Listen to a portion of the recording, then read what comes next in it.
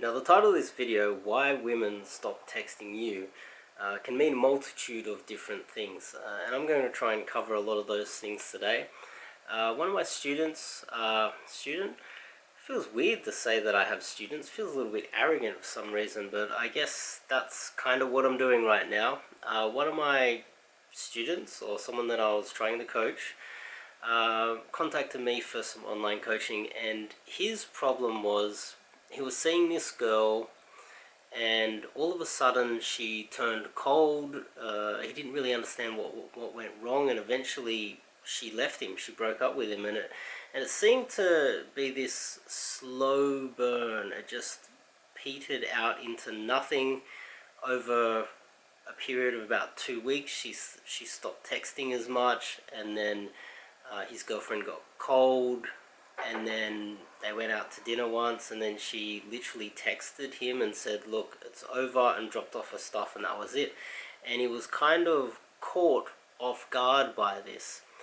And so now he's 6 months later, he's trying to rebuild his dating life, and so he got in contact with me because he searched up a few of these topics and got in contact with me. So first thing that went through my mind was, she found another guy, and it's not always that simple. So what I did was I dug a little bit deeper, and in the 6 months leading up to the breakup, he went away.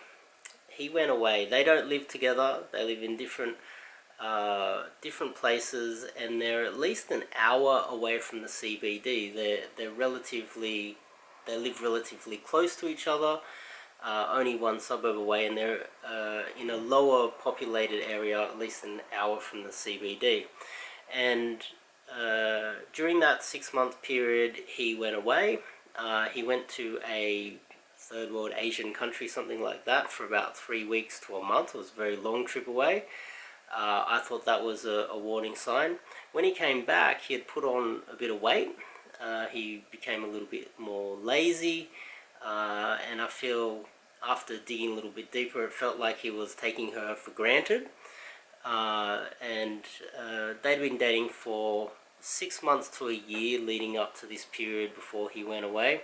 So I guess in her mind, she was probably thinking, what was he doing in this third world country? And I found out that he just said he went there to party in a third world Asian country. But in her mind, she's probably wondering, why didn't he take me? Why did he go alone? Suspicions would have been going through her head. He comes back, and he doesn't really make up for that, or probably doesn't really address that.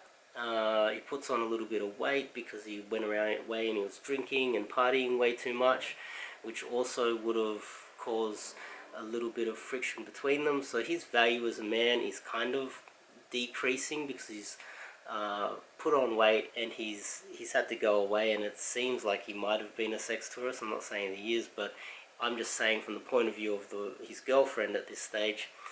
And then what she had a change of job or something to do with her study or work, and she found an apartment in the city. And when she moved to the city, the relationship didn't last more than 3 weeks to a month after that, before she broke up with him. So all of these things combined, the way I look at this is that his value as a man decreased because he put on weight, he took her for granted, he went away, it seemed like he was chasing other girls as well. Another factor is she went to the city where there's a higher population of people, obviously, more nightclubs, more men around, there's more people to hit on her constantly. If she goes out to a bar, there's more men around, more single men, there's more higher value men. And that's really what this is. We are competing with other men all the time. Even your wife is competing with other men. You're competing with other men for your wife's attention. I've read an article where it is upwards of 10 or more % of paternity tests come away negative, and the father isn't even the real father of the children that he's bringing up because the wife has been unfaithful. And this is this is something that you need to, people talk about hypergamy. I think it's important to understand that hypergamy is important. So you really do need to constantly look after your weight, go to the gym, focus on yourself all the time. But also when you're with your girlfriend, this relationship needs to be maintained all the time, and you can't just take the relationship for granted. So I think it's important that you do this. You don't just take it for granted and go do your thing, put on weight, and just become a bit of a lethargic monster in some respects. And that's what I feel he did.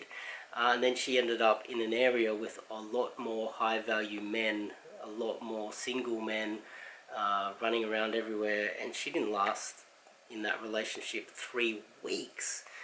That was the first part of this that I'd like to get out of the way. Second, if a girl stops texting you, just say you meet a girl, you've got a number. This is not really a text. I'm not going to go through text messages and give you some advice on text messages, but maybe your conversation was a little bit boring. I might have to create when I get around to it, a text product. What I did early on was I wanted to learn how to do text messages in the most effective way. And I thought, how can I hack the system?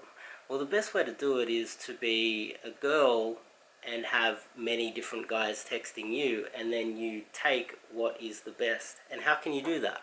You can't just turn into a girl, can you? Well, you can. So what I did about 5 years ago, I started up a fake Tinder account as a beautiful 18-year-old blonde girl in a bikini. Holly, I think I called her.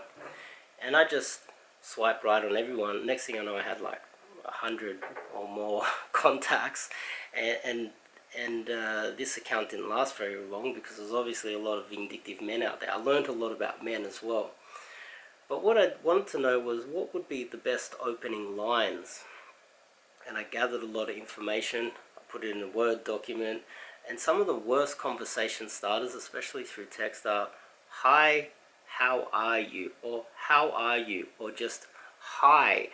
And you'll be shocked to see how many guys that look like they have everything together, they've got their shit together, but then they send Holly, this beautiful 18-year-old girl in a bikini, the first message they send is "Hi."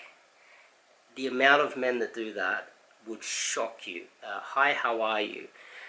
Creativity is definitely the key here, and I can imagine why some girls would just stop messaging, because they might look at you, they might understand who you are, you might have cold approached them, and your interaction might have went really well, but then you text her, "Hi, how are you?" or something so simplistic as that, which doesn't really show any personality, no creativity, and she's like, "Hang on, there's something not connected here. Maybe he just, I don't know, maybe he's uneducated or something like that." And that would be a turn off as well, because women like, you know, ambitious men, and the way you text does say a lot about you. So if you get it all wrong with the way you're texting, there's a good reason why she will stop talking to you. Another thing is, people talk about ping texting. So sometimes a girl might have dropped the phone in the toilet, she might have went swimming and it's raining and the phone's broken, she might have dropped it, broken the screen, she could have been run over by a car, multitude of things could have happened, and you might not have got a text back. She might have changed phones, some sort of personal drama, and you probably think, okay, so something happened, I don't know what it is. What if I wait 2 weeks or even a month, and then I do what some people call a ping text?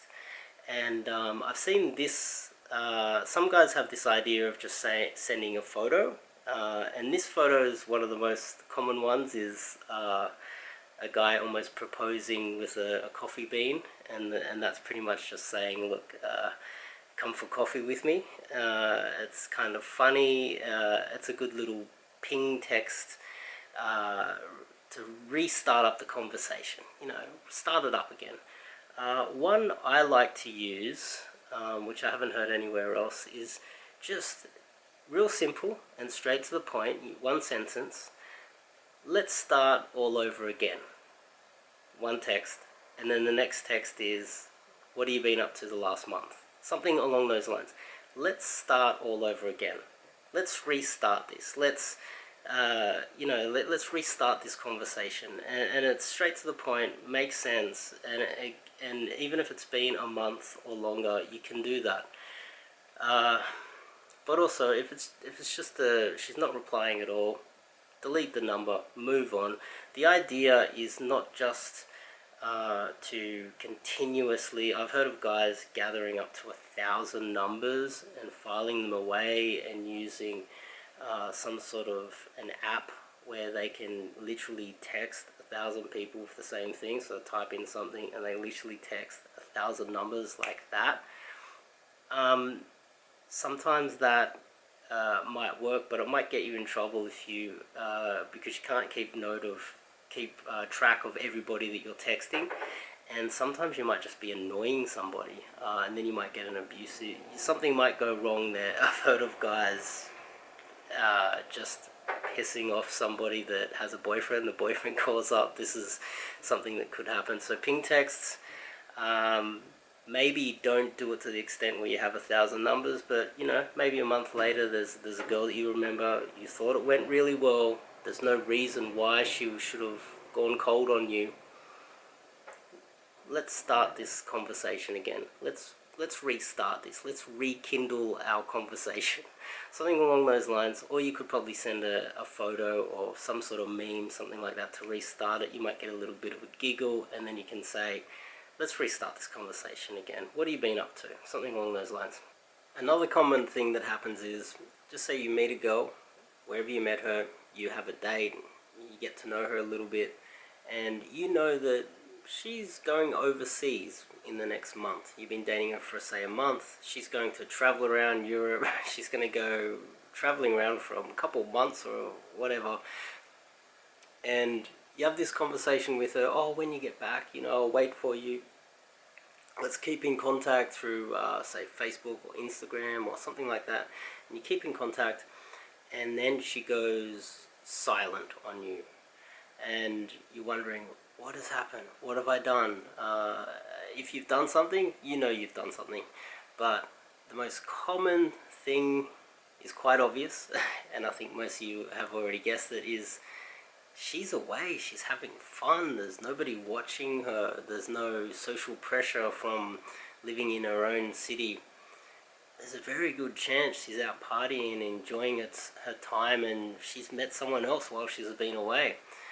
And this is very common. It's happened to me before as well. I met a beautiful girl, absolutely stunning girl, and she was set to go away. And we had a few dates. It was going quite well. I didn't get too far with her, if you know what I mean. She didn't end up coming back to my house or anything like that, but I was working on it, and she was stunning, and I was close, and then she goes away. And it wasn't a very long trip, by the way, and she met someone while she was away. And I guess when you have a lot of free time, you're on holidays, you're in a hotel, you've got that excitement of being away. A guy that you meet while you're away just feels so much more exciting to women. And so he might not necessarily been better than me. He might have been better than me, but definitely to her while she's away, he definitely would have felt better than anybody back in her hometown. So she met the guy, and then I knew she was coming back. I didn't actually message her while she was away. When she got back, I called her. I was like, what's going on? I thought you were going to message me. And she said, oh, I met somebody and blah, blah, blah. And this is one of the most common things. Now, one of the common denominators amongst all of these stories is that you always need to be focused on yourself as well. You always need to hit the gym, you always need to focus on your career, you always need to have other hobbies outside of the girls that you're dating. And if you are dating a girl, you need to focus on this relationship too. You need to spend a lot of time making sure and maintaining the relationship, making sure that the relationship is going really well. And there's a multitude of ways that you can do that. but just being mindful of how your girlfriend or the girl that you're seeing is feeling. And that's quite easy to do. All you have to do is focus and see how she's feeling and ask her how she's feeling, and then you won't be hit with these you won't be surprised when they leave. And I think a lot of men, they take women for granted sometimes.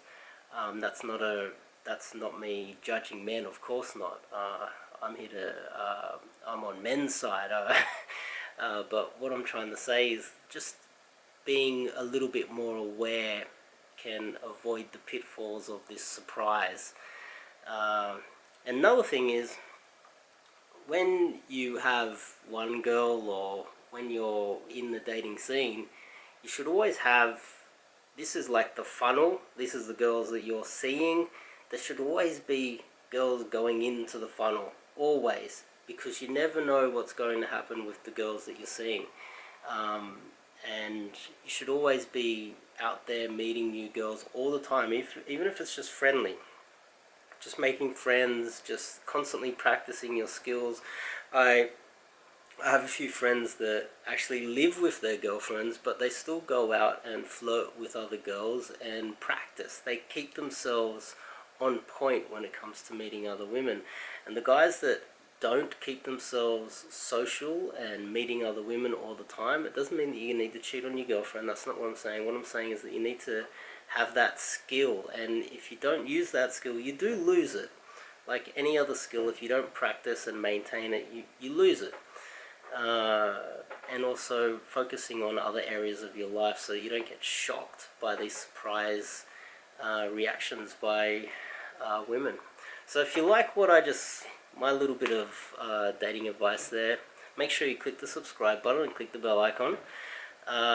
I have a Telegram group in the description which you can join. You can chat with me straight away.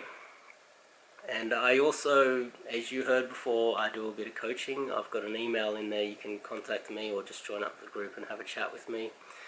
And just watch this channel. I'll be pumping out a lot more content continuously. And I feel this channel will take off eventually. And for you guys that are already hanging around, I'll see you guys in the next video.